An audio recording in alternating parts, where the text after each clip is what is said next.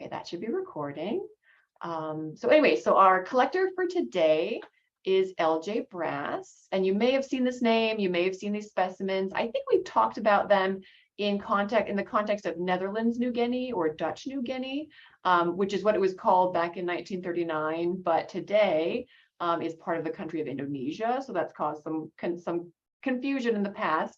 But this specimen, you can see the little moss inside, so it's over 80 years old.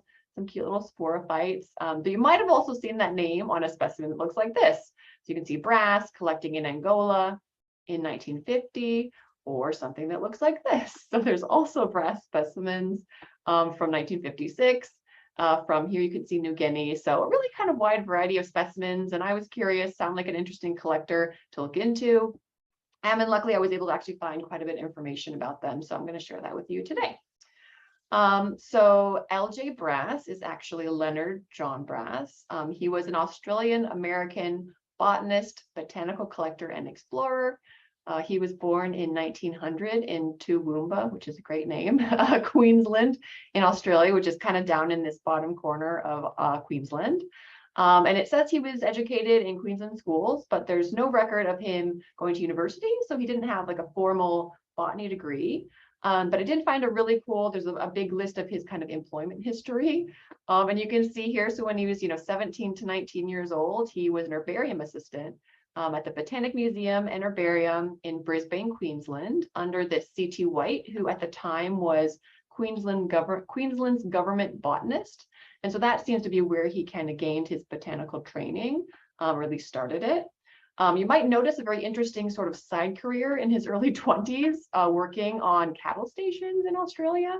I actually had to Google what a jackaroo is, which is apparently a young person who's just starting out in the industry and learning the ropes.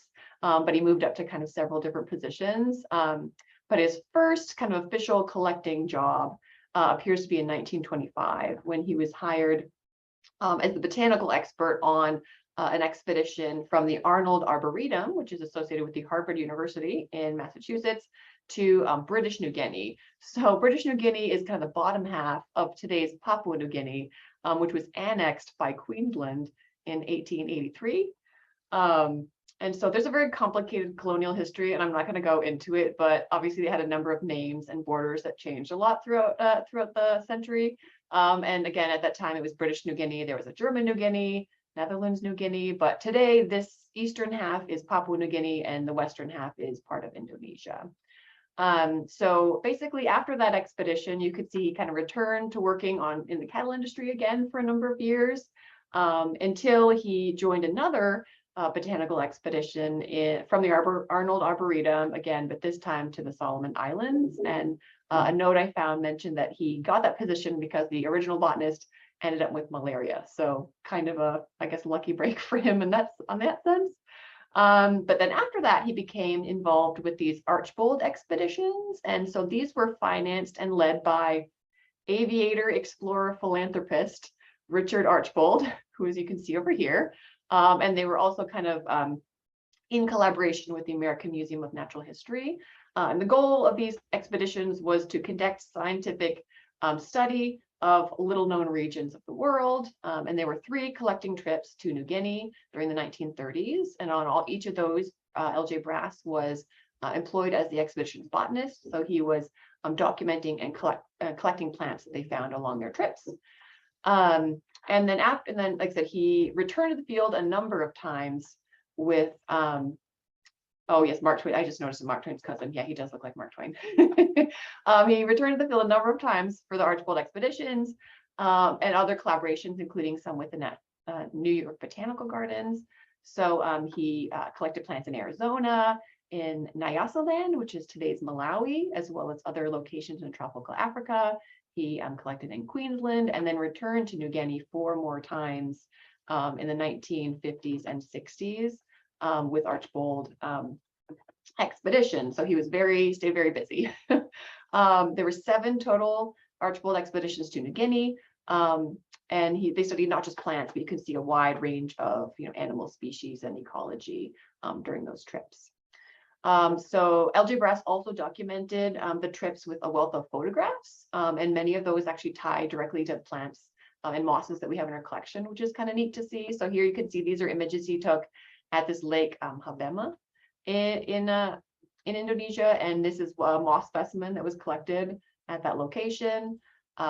These are images of the Eidenberg River Bernhard Camp, which some of you might have seen when you're transcribing. And this moss specimen that we have at Tennessee was collected there at that time. There's also images of Mount Wilhelmina, which again is another locality in some of his moss specimens, so pretty neat to see. And then he also took a lot of, just images of the vegetation, some interesting species that he saw, and some of them are obviously tied directly to collection numbers of things that he collected. And he also took pictures and documented the indigenous people, their villages, gardens, and agricultural practices. During World War II, he served in the Canadian Army as a consultant on the vegetation and ecology of the South Pacific. And after that, he gained a position as a staff botanist for the Archbold Biological Station, which is in Florida, and concurrently was hired as an associate curator at the American Museum of Natural History. So he actually became a U.S. citizen in 1947, and he helped to establish this Corkscrew Swamp Sanctuary, which is an Audubon site in Naples, Florida. In 1962, he was given an honorary PhD from Florida State University, and he continued to collect and advise on a number of other expeditions throughout his career. He retired in 1966 and moved back to Australia and passed away in 1971 in Queensland.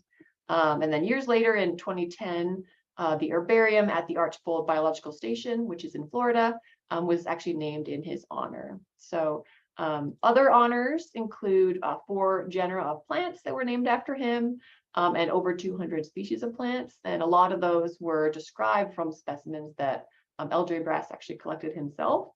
And there's even a genus of mice that is found in New Guinea that is named after L.J. Brass. This is not a picture of that actual mouse. I couldn't find it. It's called a white-toothed mouse. But I thought that was pretty neat that he's memorialized even in mammal taxonomy. So specimen-wise, he is known to have made over 33,000 collections, and that's mounted on over 150,000 herbarium sheets. 90% of that is from tropical areas, but there's also thousands from the United States, from Australia, and other locations that he collected.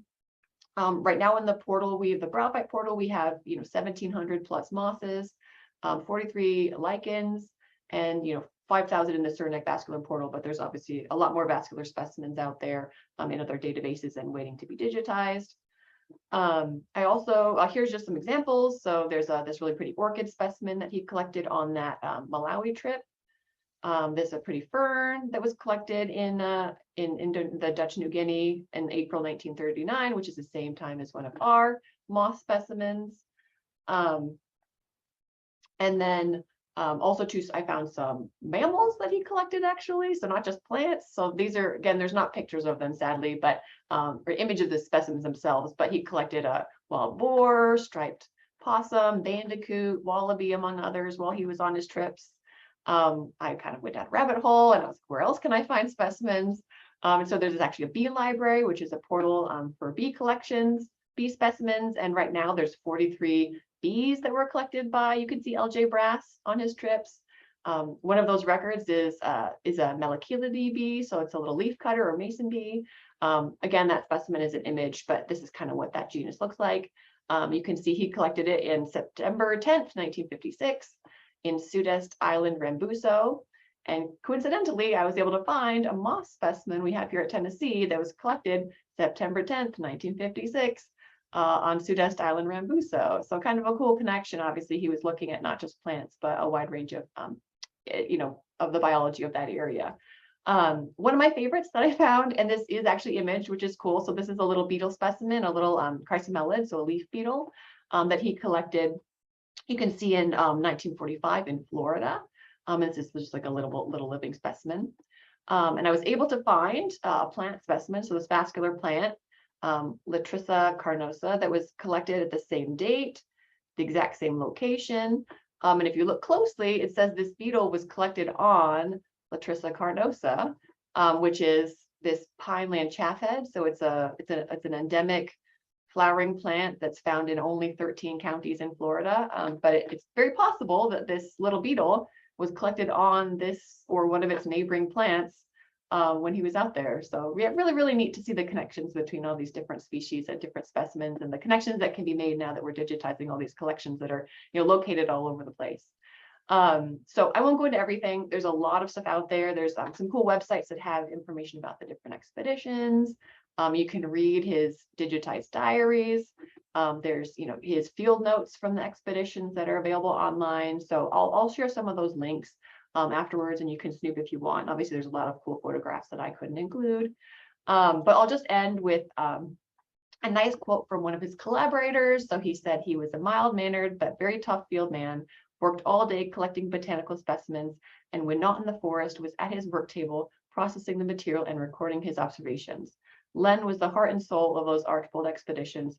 I really miss him. So obviously, like I said, a really passionate, dedicated collector, very prolific, and we're helping to kind of make his work more accessible to basically back around the world, which is really cool. So keep your eye out. I think there are some specimens from him today in our list. Yeah, like I said, thanks for your help there. So any questions before we get started? I will.